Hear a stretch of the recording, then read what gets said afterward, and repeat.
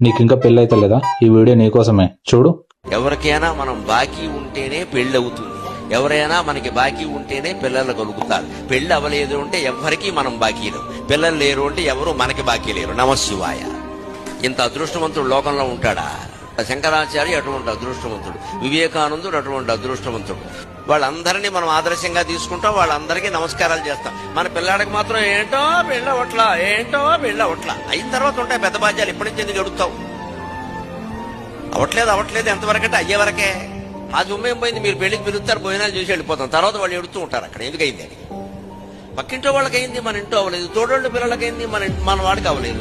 మేనళ్ళు పిల్లలకైంది, మన వాళ్ళకి అవ్వలేదు.